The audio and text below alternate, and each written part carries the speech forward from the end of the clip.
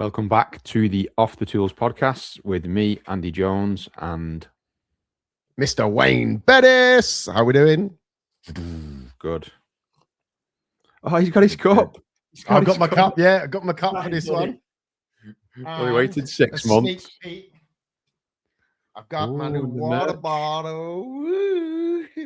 The lads that are coming on the retreat will get one, hopefully. They won't see this till after the retreat, so they'll already have one. Yeah. Exciting. So we are talking today about what's blowing up on the forums. Obviously, we've hit the beginning of summer.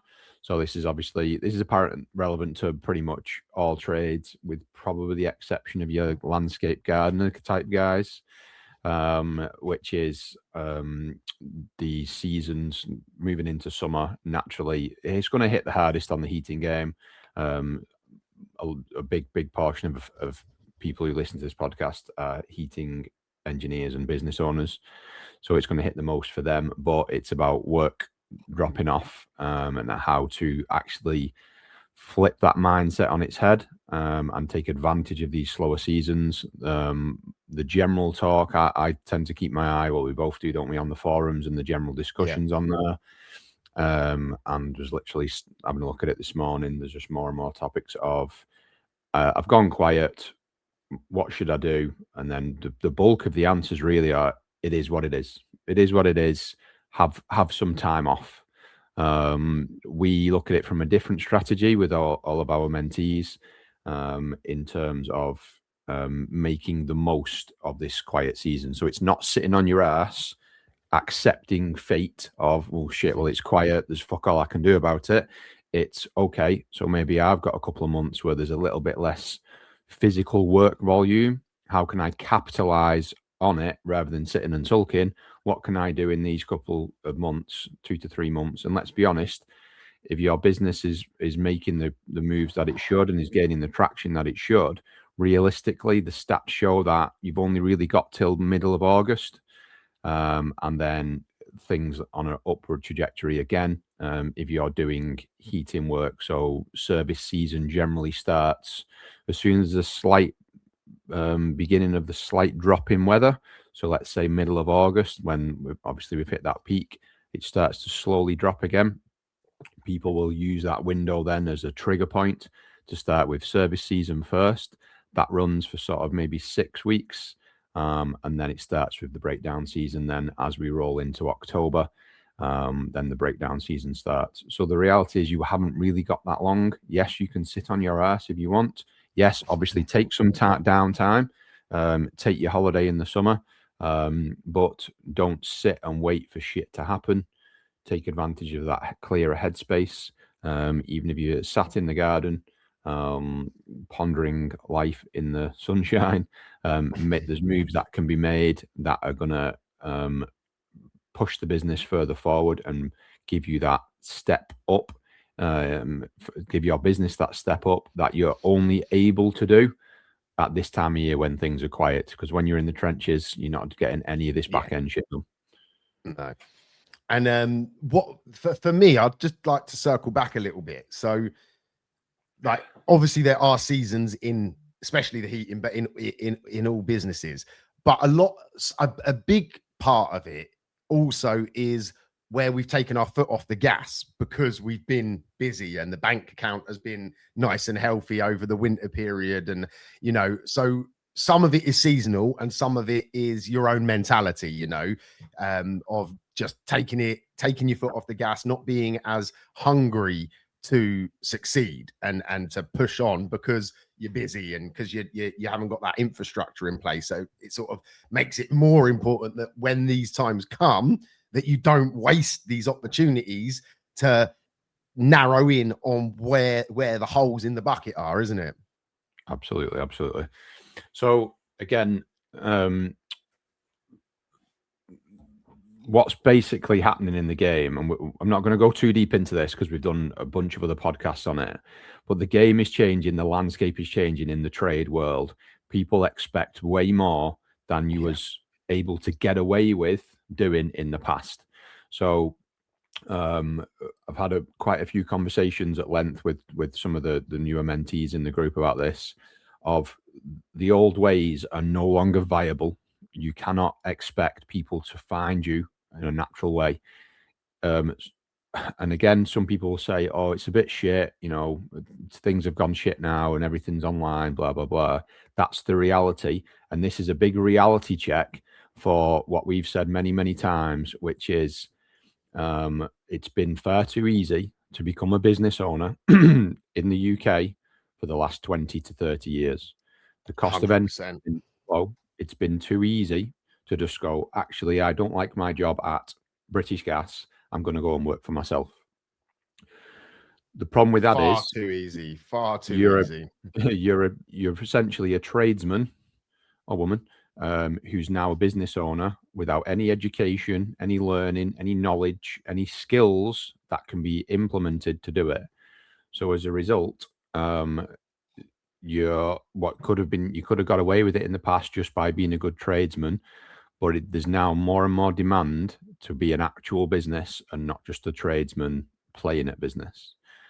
So what's going to happen now is if you don't get on board with these changes in the landscape, you're going to get left behind, which brings us back to the conversation which was struck on the forums, which seems to be a daily.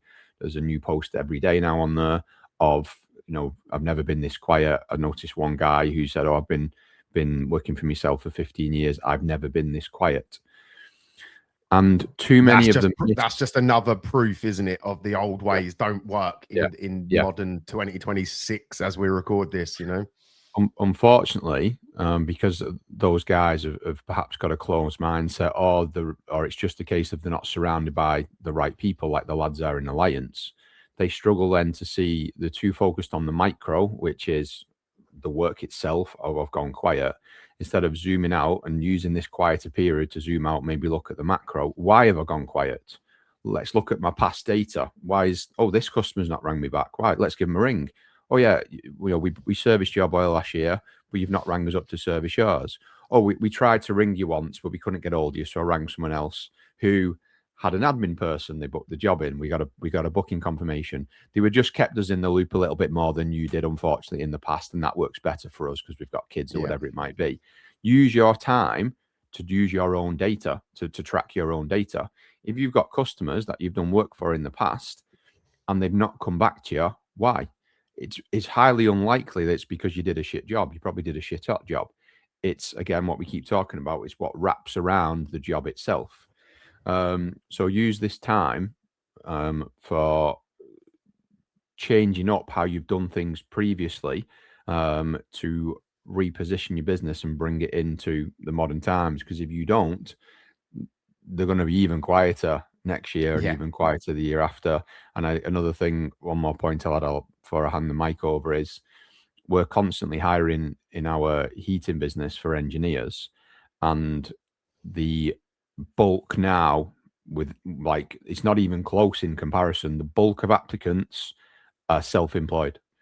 Yeah. Because they've got to a point and gone, shit, I've got no work anymore. There's not enough money to pay the food bills and everything. Yeah. So they're starting to ebb back into employment roles for that security, aren't they? And if you want to avoid that, you've got to take action, because if you just rest on your laurels and rely on what has worked up till the last couple of years, then you're going to be one of those guys. And if that's right for you, fair dues, that's not a bad thing if that's what you want. But if that's not what you want, if you want to do more, whether that be grow, whether that be make more money, whether that be take over your town, whatever it might be, if you want that level of success, then you've got to do stuff that leads you towards that, and it all starts with having a clear direction on what it is you're actually trying to achieve. So if you're sitting there, the phone's not ringing, you're quite quiet, the first part of this journey is to know what you actually want, isn't it? Because you can't set off in a car with no direction of where you're actually going. So stage 100% is getting a clear idea of the ideal destination that you want currently. It will change, right? In a year's time, that destination will be somewhere completely different, because guess what? you're going to be starting from a different point in a year's time. But we can only work with the information we have to hand. And that starts today. If you're sitting here in your van or wherever you're listening to us or watching us, just take 10, 20 minutes. Just go get a coffee, sit down, quiet yourself and think, right, where do I actually want to take this? What am I actually trying to achieve here? And once you get that gives you some level of point to focus on. Okay. And once you have a sort of focal point to know that's where you want to head, then you're 10 times further on than the people that haven't took that time. So if you haven't got that clear direction, please make sure you think about that today. And if you want, there's a free session on that in the school app. Go on the website, go to the free resources. There's a link to everything. You can join the school community for free. And there's some training videos and some paperwork that will help you sort of do the basics of what we're talking about today. But it's all well and good, all fluffy and nice. Oh, that's where I want to get to. Amazing, Well, that is only one part of it, obviously. You've got to, from that valuable information, because trust me, it is valuable, right? I have paperwork littered around my office in drawers and stuff where this is something that I do on a regular basis. I don't just do it on January the 1st, or I don't just do it every now and then. I constantly reevaluate at where I am now and where I want to get to, because it is so important. And working on the basis that you've done that. Okay. So you've got that clear direction. I'll give you an example, right? Just off the top of my cuff. Like if I'm a one-man band and I'm thinking, do you know what? This time next year, I want to have a couple of vans on the road. I want to have a few days where I'm off the tools and I'm working on the business and doing things that I want to do rather than just kind of fix the boiler or whatever it might be. From that information, you can then start to break it down a little bit, and you can start to look at, right, okay, so if that's where I want to get to, what are key milestones that are going to need to be in place for me to get to the point in a year's time that I have what I've just spoke about? And in that quick example that I'm giving, having solid foundations, systems and automations in the business will be one of the key stepping stones, shall we say, that is going to lead me towards that path. Because there's no point, you could jump the gun, right? And all these marketing gurus will go, just buy leads, go on all these sites and just buy more leads. I know we spoke about that in a podcast the other week, but that is not the answer. Okay. Until you can cope with those leads, you don't want the leads. Yeah. It's like going to the shop and buying some fresh fruit and then going on holiday and expecting to be able to eat that fruit when you get back. It's not going to last. So building the foundations in the business, so important. Again, it's in the training video in the school app, so please feel free to go through that. And giving yourself the infrastructure to get where you want to be. Obviously, at some point, more leads is going to be relevant, right? But it's not in the early stages. In the early stages, having them stepping stones that are going to go, right, if I can get the systems in place, there's step one. If I can get the next part of it is looking after your time, right? So then you've got to start managing your time.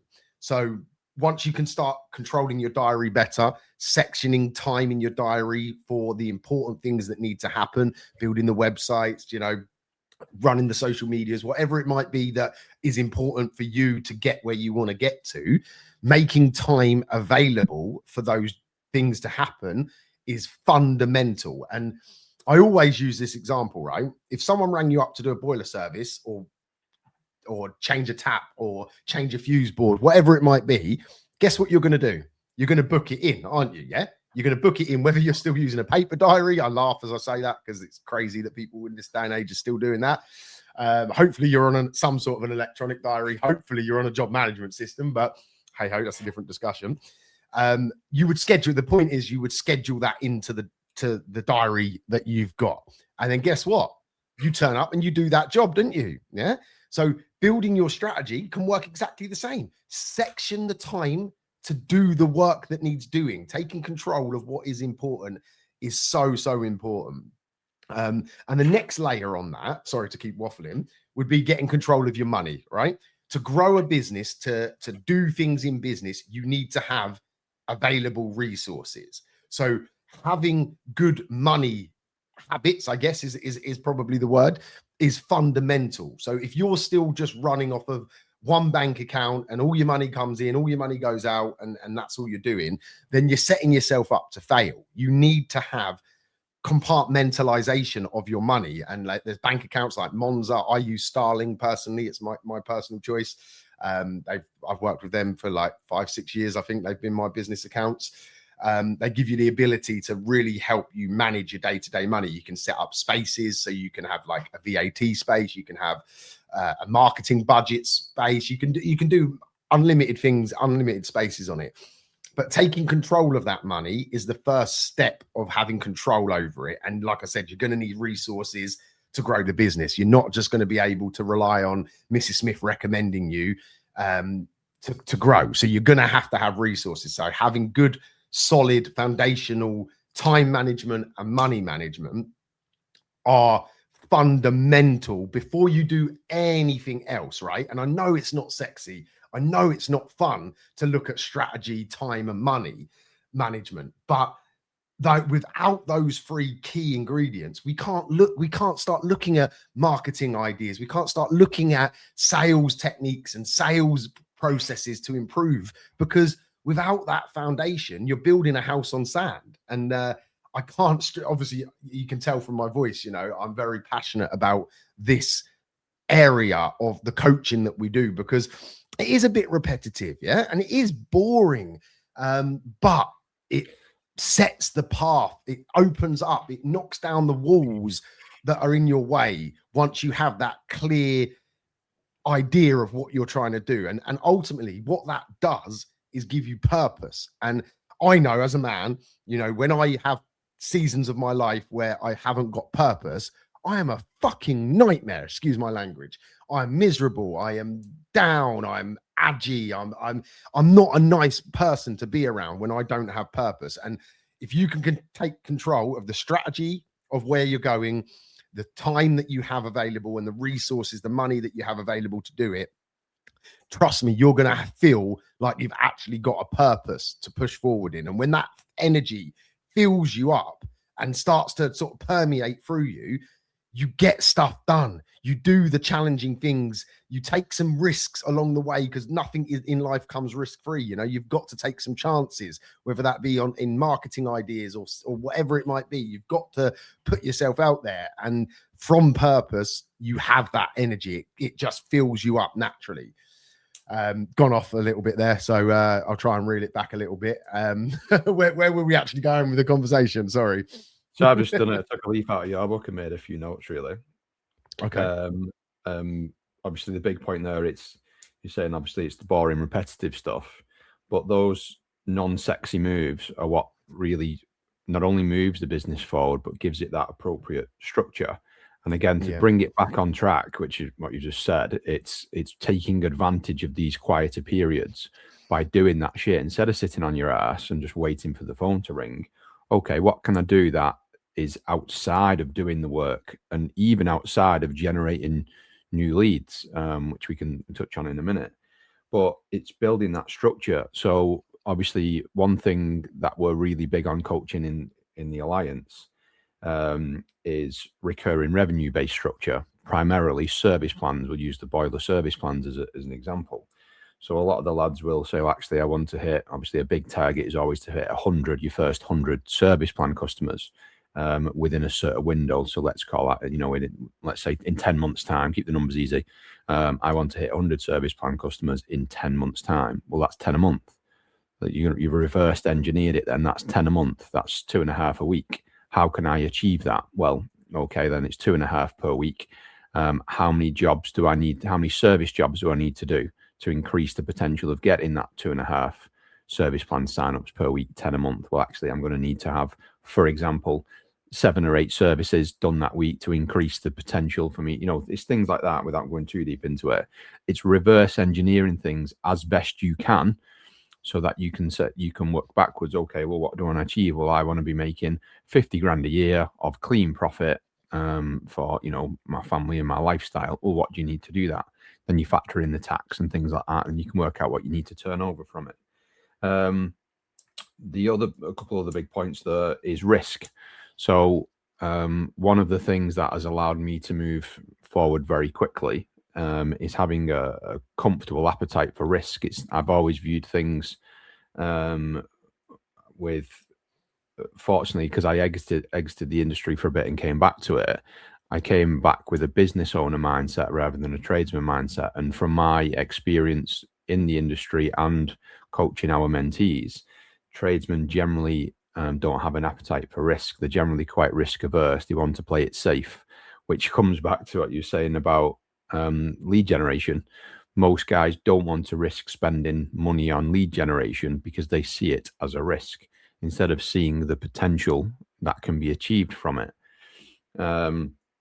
Which, as you know, as I said before, the reality is now that you need to think and act and conduct yourself like a business owner. It is no longer enough, and I'll say this on fucking podcast after podcast after podcast, it is no longer enough to just be a good tradesman. You've said it a million times.